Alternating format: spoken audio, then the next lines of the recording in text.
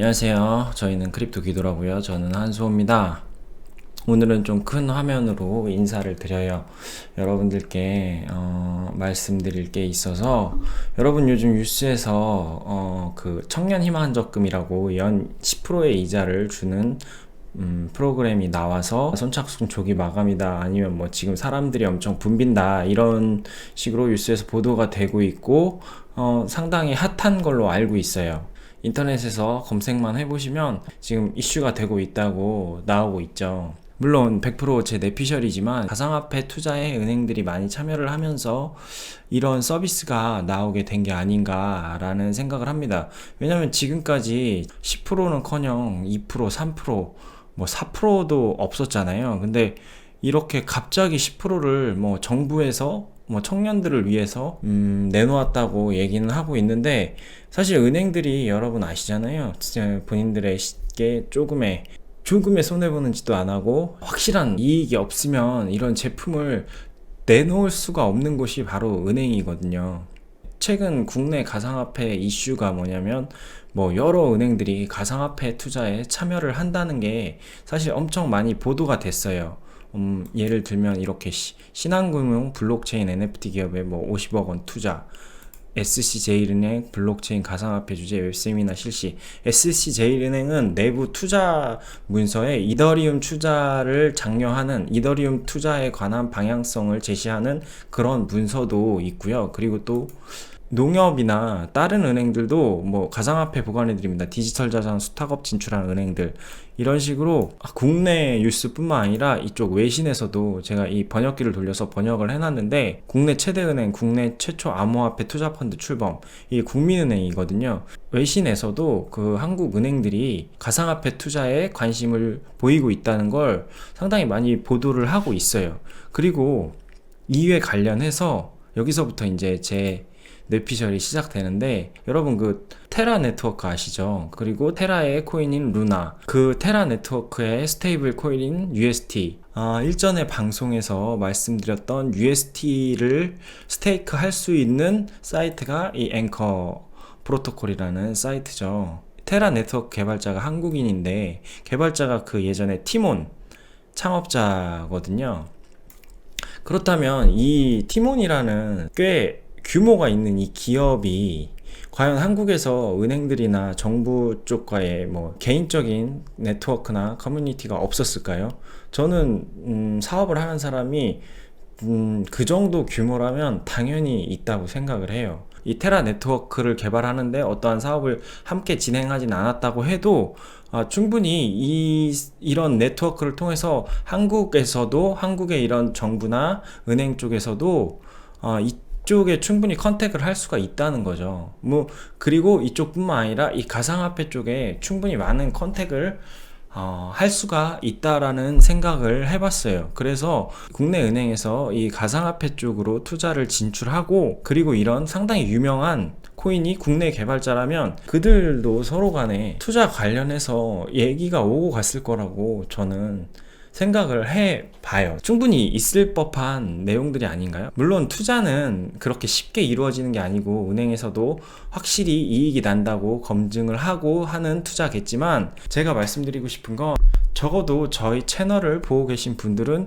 이런 청년 희망 적금 이런 쪽에 목 매면서 뭐 달려들기보다는 이 가상화폐의 미래를 보시면서 저번에 설명드렸던 이런 앵커 프로토콜 이런 쪽에 스테이블 코인, UST 코인으로 스테이크를 하시는 게 훨씬 효율적이고 충분히 안전하다고 생각하기 때문에, 이 기회에 이 청년 희망 적금 뉴스와 함께 여러분들께 꼭 말씀을 드리고 싶었어요.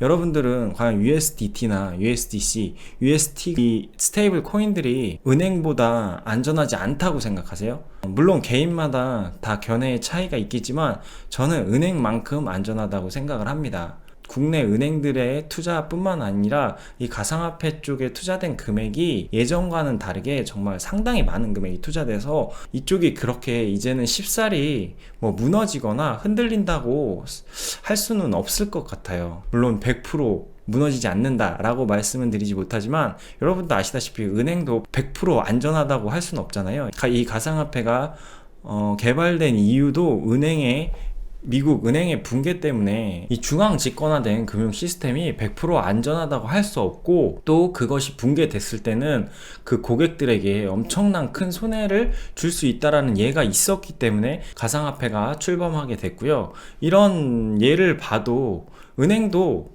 언제나 안전할 수는 없어요. 저는 USD나 이런 가상화폐의 스테이블 코인들이 충분히 은행만큼 안전하다고 생각을 하기 때문에 여러분들께 이 말씀을 드리는 거고요. 이런 청년 희망 적금이라는 뉴스를 보면서 사실 좀 웃음이 나왔어요. 확실히 은행들이 가상화폐 쪽에 투자를 하고 또 그로 인해 이익을 취하고 있구나 라고 약간 생각이 들었습니다. 그렇기 때문에 이런 상품들도 나올 수 있다는 생각을 해봤어요. 물론 이 세상에 100%는 없겠죠. 어디든 다 위험은 도사리고 있어요. 이런 적금도 사실은 하나의 투자기 때문에 투자에는 100% 안전, 100% 보장이라는 건 없다고 저는 생각을 합니다. 심지어 이 러시아와 우크라이나 전쟁으로 우크라이나 같은 경우에는 이 현금의 가치도 달러와 비교해서 엄청 떨어지고 있는 게 사실인데요. 전쟁뿐만 아니라 이런 식으로 자국의 화폐가 흔들리게 되면 가상화폐는 더더욱 힘을 얻고 더 쓰임새가 늘어날 것으로 저는 생각을 하고요. 이런 국가들이 늘어나면서 혹은 이런 국가들이 늘지 않더라도 가상화폐의 자리는 점점 커질 거라고 저는 생각을 합니다. 이런 10%의 이유를 주는 적금이 아무 이유 없이 이렇게 상품으로 나왔다고는 전혀 저는 생각을 하지 않습니다. 물론 여러분들의 개개인적인 생각들도 있고, 저는 그냥 단순히 가상화폐와 관련해서만 이렇게 생각을 해본 건데요. 깊은 내용은 알 수는 없지만 가상화폐 관련해서 은행의 투자가 이렇게 진행되고 있고, 저희 채널을 보고 또 가상화폐에 투자를 하는 여러분들은 이런 적금보다는 확실히 스테이블 코인으로 앵커 프로토콜이라는 사이트나 혹은 다른 안전하다고 생각하시는 사이트에 투자를 하는 게 어떻게 보면 훨씬 더 현명한 투자라는 걸 말씀드리고 싶어서 오늘 이렇게 방송을 하게 됐습니다. 네, 어떻게 보셨는지 모르겠어요. 사실 지금 장이 매우 안 좋고 또 국제 정세가 매우 안 좋은 상황에서 여러분들이 가상화폐에 투자를 한다는 것 자체가 공포스러울 수도 있는데, 사실 이런 순간에도 기관이나 고래들은 계속 매입을 하고 은행들은 이쪽에 비트코인을 매입한다거나 이더리움을 매입하거나 혹은 또 다른 가능성 있는 가상화폐에 투자를 한다는 거니까요. 그런 점도 여러분들이 생각을 하시면서 투자에 참고를 하셨으면 좋겠습니다. 네, 그럼 저희는 더 재미있는 소식과 더 좋은 투자로 다음에 또 찾아뵙도록 하겠습니다. 감사합니다.